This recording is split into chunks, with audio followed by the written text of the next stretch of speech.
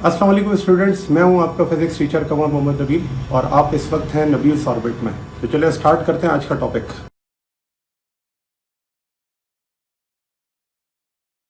Topic पर और उसका नाम है एंगुलर मोमेंटम। एंगुलर मोमेंटम को समझने के लिए आपको पहले थोड़ा रिकॉल करना पड़ेगा, और वो क्या था? मोमेंटम। तो याद है मोमेंटम के बारे में हमने पढ़ा था। ये है quantity of motion present in a body.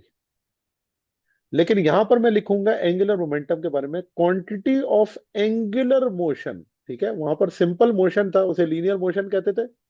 ये है quantity of angular motion present in a body. तो किसी भी बॉडी में एंगुलर मोशन परफॉर्म करने की जो क्वांटिटी होगी उसे हम क्या कहते हैं? एंगुलर मोमेंटम कहते हैं। ठीक है, तो जिस तरह से लीनियर मोशंस की जो क्वांटिटी है उसको सिंपल मोमेंटम या लीनियर मोमेंटम एक्सप्लेन करता है, उसी तरह रोटेशनल मोशन में या एंगुलर मोशन में जो मोमेंटम होता है उसे हम एंगुलर मोमेंटम से रिप्रेजेंट करते हैं। तो एक तो इसकी ये डेफिनेशन हो गई। एक और अगर मैं इसकी स्टेटमेंट लिखूं तो वो मैं इस तरह लिख सकता हूं: the angular momentum of an object, the angular momentum of an object of an object is the cross product of, ये मैथमेटिकल डेफिनेशन है इसकी, जो ऊपर मैंने ये लिखी ये थ्योरेटिकल डेफिनेशन है। ठीक है ना, थ्योरेटिकल डेफिनेशन से चीजें समझ आ जाती हैं। मैथमेटिकल से यही होता है कि मैथमेटिक्स उसकी पूरी हो जाती है। ठीक है, आपको ये समझ आ जाता है फार्मूला कैसे बना, आपको ये समझ आ जाता है कि जो दो वेक्टर्स हैं वो मल्टीप्लाई होंगे तो नया वेक्टर जो होगा उसकी डायरेक्शन क्या होगी। ठीक है, तो क्रॉस प्रोडक्ट ऑफ, ये किसका क्रॉस प्रोडक्ट है? Cross product of position vector, position vector, जैसे मैं रेडियस वेक्टर भी कहता हूं, कहीं कहीं आपको रेडियस वेक्टर भी नजर आएगा, और शो भी कर देते हैं। रेडियस वेक्टर है आर, और किसके दरमियान में है? With respect to axis of rotation, with respect to axis of rotation and linear momentum of rotation, और हम कह सकते हैं and linear momentum, linear momentum. अच्छा, अब इस चीज को अगर आप शो करें कि डायग्राम में हम इस चीज को कैसे बना सकते हैं। लीनियर मोमेंटम को मैं पी से शो करता हूं और ये इन्वर्टेड कॉमा यहाँ क्लोज होगा। अब देखें कि ये एक बॉल है और ये सर्कुलर मोशन परफॉर्म कर रही है। तो जिस डायरेक्शन में इसकी वेलोसिटी होगी अलोंग द टेंजेंट, जिस डायरेक्शन में इसकी वेलोसिटी होगी, क्या उसी डायरेक्शन में इसका मोमेंटम नहीं होगा? ये मोमेंटम है। जबकि इसके एक्सिस ऑफ रोटेशन से इस बॉल तक का डिस्टेंस क्या है? ये पोजीशन वेक्टर शो करता है ना, और पोजीशन वेक्टर को मैंने यहाँ पे क्या शो कर दिया? आर से। ठीक है ना, पोजीशन वेक्टर। तो अब अगर आप देखिए तो इन दोनों के दरमियान में एंगल कितना होगा? इन दोनों के दरमियान में एंगल होगा 90 डिग्री। और जब ये दोनों एक दूसरे के 90 डिग्री होंगे तो जाहिर सी बात है तीसरा वेक्टर कौन आएगा? और वो तीसरा वेक्टर होगा एंगुलर मोमेंटम। और उस एंगुलर मोमेंटम की डायरेक्शन, क्योंकि वर्ड एंगुलर यूज ही होता है किसके लिए? जिनकी डायरेक्शन एक्सिस ऑफ रोटेशन में होती है। तो इसकी जो डायरेक्शन होगी वो एक्सिस ऑफ रोटेशन में होगी, और इसका एंगल दोनों के साथ क्या बनेगा? 90 डिग्री। ये परपेंडिकुलर होंगे, लीनियर मोमेंटम के साथ भी, पोजीशन वेक्टर के साथ भी। तभी तो हम कह रहे हैं कि ये क्रॉस प्रोडक्ट है। तो मैथमेटिकली कैसे लिखूंगा? लिखूंगा L is equals to position vector या radius vector and linear momentum, जो कि क्या है? P। तो ये आपके पास है इसकी मैथमेटिकल फार्मूला, जो आपको इसकी डेफिनेशन भी क्या कर रहा है? एक्सप्लेन कर रहा है मैथमेटिकली। ठीक है, अच्छा। अब जरा देखें कि जब मैं इस चीज को किसी पॉइंट मैथ के लिए ऑब्जर्व करता हूं तो पॉइंट मैच, सबसे पहली बात तो ये है कि हम पॉइंट मैच लेते क्यों है, ताकि हमें उसकी शेप वगैरह को एक्सप्लेन ना करना पड़े कि वो स्फेरिकल है या रेक्टेंगुलर है या किस तरह का है, यूनिफॉर्म है या नहीं है। तो हम ये करते हैं कि एक पॉइंट मैच के लिए एंगुलर मोमेंटम को कैलकुलेट करते हैं। तो मैं इस चीज को for a point match explain करता हूं।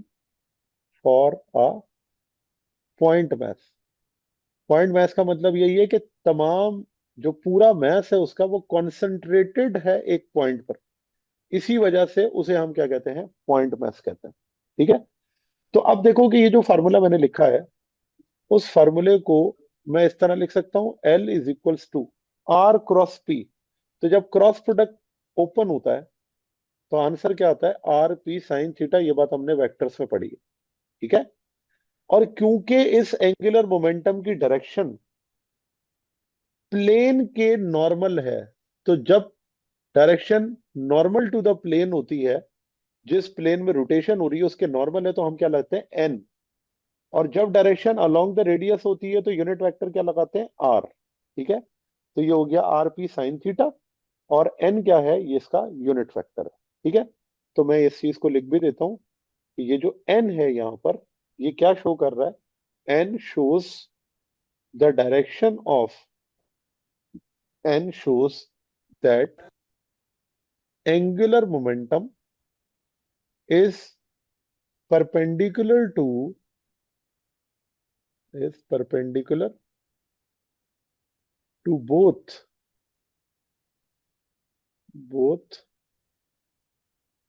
position vector and momentum, position vector and linear momentum। तो ये इन दोनों के क्या है, परपेंडिकुलर है, ये एन आपको शो कर रहा है। ठीक है। तो अब अगर ये तो बात है किस में, ये तो मैंने आपको वेक्टर में इसको लिखकर बता दिया ना। और इस वेक्टर से जब हमें डायरेक्शन पता चल गई, तो अब हम आते हैं किस पर, मैग्नीट्यूड पर। तो अब अगर इसका मैं मैग्नीट्यूड लिखूं तो कैसे लिखूंगा, तो मैग्नीट्यूड के लिए मुझे डायरेक्शन की जरूरत नहीं है, तो मुझे यूनिट वेक्टर वगैरह नहीं लगाने। ठीक है। तो यहां पर मैग्नीट्यूड के लिए मैं लिखूंगा L is equals to R P sine theta. अच्छा। अब क्योंकि यहां पर जो थीटा है आर और पी के दरमियान में, वो कितना है, 90। ठीक है ना। तो मैं लिखूं कि थीटा में जब आर और पी जो है वो क्या है, perpendicular between R and P, then तो जो मैग्नीट्यूड होगा उसे हम लिख सकते हैं, वो मैग्नीट्यूड मैक्सिमम होगा, जिसे हम क्या लिखेंगे, आरपी। ये आपके पास है maximum angular momentum, maximum angular momentum. अच्छा। अब ये मैक्सिमम एंगुलर मोमेंटम दो चीजों पर डिपेंड कर रहा है, एक लीनियर मोमेंटम पर और एक पोजीशन वेक्टर पर। तो अब इस चीज को जरा ओपन करते हैं। और आप जानते हैं कि जो P है वो प्रोडक्ट है मास इनटू वेलोसिटी का। तो या मैं इस एंगुलर मोमेंटम को ऐसे लिख सकता हूं, आर एम वी। ठीक हो गया, आर एम वी। ये आपके पास इक्वेशन बन गई। अच्छा। ये हमारे पास एंगुलर मोमेंटम की लीनियर फॉर्म है, ये एंगुलर मोमेंटम की लीनियर फॉर्म है। इसी को मैंने अगर कन्वर्ट करना हो एंगुलर में, तो हम जानते हैं कि लीनियर वेलोसिटी का एंगुलर वेलोसिटी के साथ रिलेशन होता है आर ओमेगा। ठीक है ना। ये रिलेशन हमने पढ़ा हुआ। इस रिलेशन को मैं सब्स्टिट्यूट कर दूंगा एंगुलर मोमेंटम के फार्मूले में। तो क्या होगा, L is equals to R M, और वी की जगह क्या आ जाएगा, आर ओमेगा। तो जब आप इसको मल्टीप्लाई करेंगे आंसर आ जाएगा एम आर स्क्वायर ओमेगा। ठीक है। L is equals to M R square omega. ये जो एम आर स्क्वायर है, इसे हम कहते हैं moment of inertia. M R square को क्या कहते हैं, मोमेंट ऑफ इनर्शिया। तो आप देखिए कि ये जो आपके पास फॉर्म आ गई, इस फॉर्म को हम क्या कहते हैं, angular form of angular momentum, angular form of angular momentum. जबकि ऊपर जो मैंने लिखी वो क्या है, लीनियर फॉर्म है। तो उसके अंदर आपको नजर भी आ रहा है कि वो सारी जो टर्म्स है वो क्या है, लीनियर है, एंगुलर मोमेंटम। और ये फार्मूला बड़ा इंपॉर्टेंट है। ये फार्मूला वही है जो कि ऊपर हमने डिस्कस किया था कि जब मैं कहता हूं कि एंगुलर मोमेंटम कांस्टेंट है, तो वहां पर आपके पास जो मोमेंट ऑफ इनर्शिया है वो और ओमेगा आपस में क्या हो जाते हैं, इनवर्सली प्रोपोर्शनल हो जाते हैं। जिसका मोमेंट ऑफ इनर्शिया ज्यादा होगा उसका उसकी एंगुलर वेलोसिटी कम होगी, जिसकी मोमेंट ऑफ इनर्शिया कम होगा उसकी एंगुलर वेलोसिटी क्या होगी, ज्यादा होगी। तो इस चीज को हम यहाँ पर क्या करते हैं, एक्सप्लेन करते हैं। अब देखिए, फार्मूला तो आपने देख लिया आई ओमेगा। इस फार्मूले से अगर हम इसकी यूनिट तक पहुंचे कि यूनिट किस तरह से बनेगी, तो देखिए आई और ओमेगा से यूनिट बनाने से बेहतर ये है कि मैं इसके जनरल फार्मूले को लिख लेता हूँ और इस जनरल फार्मूले से इसकी क्या करता हूँ, यूनिट बनाता हूँ। तो मैं लिखता हूँ SI unit of angular momentum, SI unit of angular momentum. जी स्टूडेंट्स, तो ये था आज का हमारा टॉपिक। उम्मीद है आपको टॉपिक समझ आया होगा। अगर आप नबील्स ऑर्बिट में रहना चाहते हैं तो सब्सक्राइब करें और नई आने वाली वीडियोस के लिए बेल आइकन प्रेस करें। Thank you very much. अल्लाह हाफिज़।